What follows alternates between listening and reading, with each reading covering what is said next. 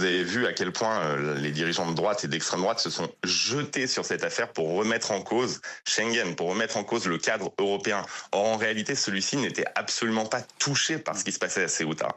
Et donc, il y a un phénomène qui est celui de l'exploitation des peurs et des angoisses en permanence. Et des gens qui sont capables de remettre en cause Schengen, de remettre en cause le cadre européen alors qu'il n'est même pas touché, simplement par intérêt politique, ces gens-là ne doivent pas diriger notre pays.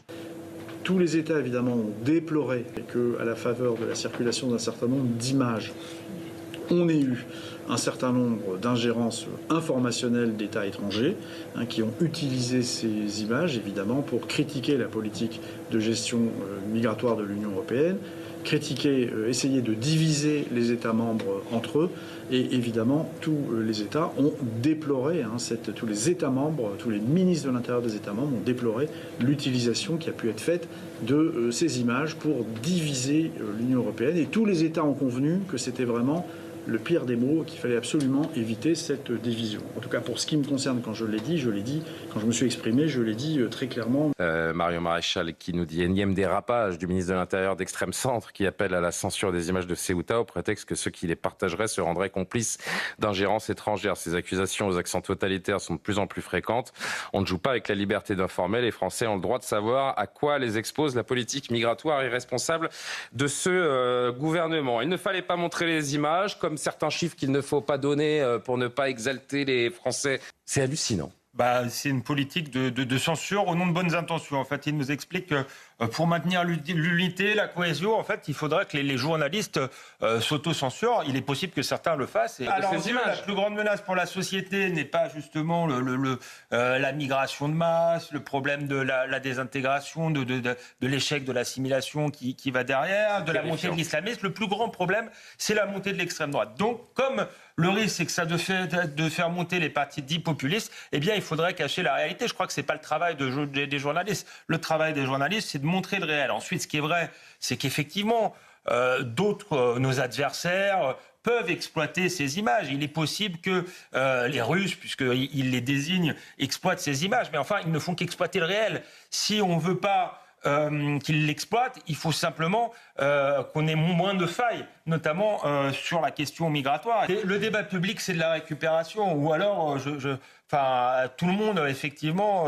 le débat, c'est justement d'essayer d'analyser les images, d'avoir une compréhension du monde. Donc, j'ai envie de vous dire, la récupération fait partie de la démocratie. Une démocratie où il n'y aurait plus de récupération, c'est-à-dire de réaction politique à des faits majeurs, serait plus une démocratie. Ce qu'il faut dire, c'est qu'en menant la politique migratoire qui est menée, on organise les tragédies. Il y a eu des morts. Et franchement, les premiers responsables sont Pedro Sanchez, la Cour suprême espagnole, et en partie le Maroc qui a laissé passer également ces migrants. Mais si on veut qu'il y ait des morts en Méditerranée, eh bien, ne faisons pas de politique migratoire. On va en avoir beaucoup. Sur cette histoire d'instrumentalisation des images par la droite, par l'extrême droite, voire par la Russie qui pratiquerait de l'ingérence à travers ces images, Laurent Nunez s'est trouvé un allié en la personne de Raphaël Glucksmann. Vous avez vu à quel point les dirigeants de droite et d'extrême droite se sont jetés sur cette affaire pour remettre en cause Schengen, pour remettre en cause le cadre européen. Or, en réalité, celui-ci n'était absolument pas touché par ce qui se passait à Ceuta.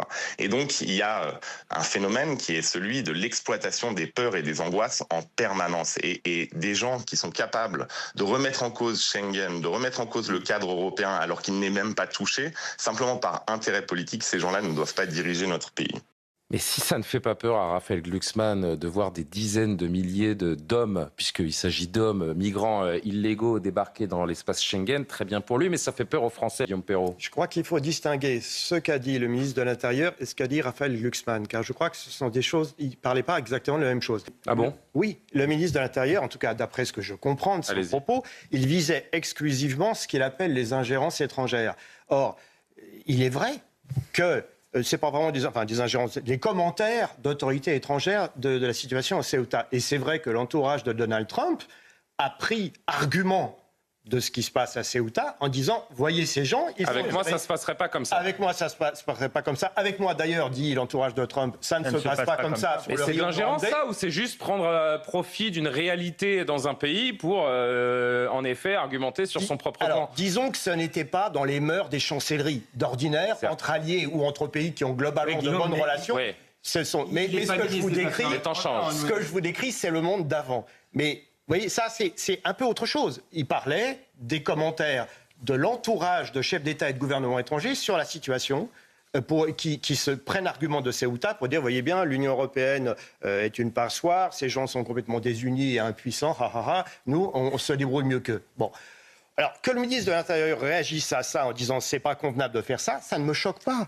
Guillaume, ça ne me choque pas, à condition qu'il s'attaque au problème. Ce qu'a dit Glucksmann, lui, c'est tout à fait autre chose. Lui, il dénie le droit aux responsables politiques de la droite ou de ce qu'il appelle l'extrême droite de tirer argument de Ceuta pour critiquer Schengen. Là, on est vraiment dans la politique aérienne interne. Le ministre de l'Intérieur, sur cette déclaration précise, je serai plus indépendant. C'est vrai. On n'a pas une petite minute. Je pense qu'on n'a pas la déclaration dans la longueur, mais deux choses. Il est ministre de l'Intérieur, il n'est pas ministre des Affaires étrangères.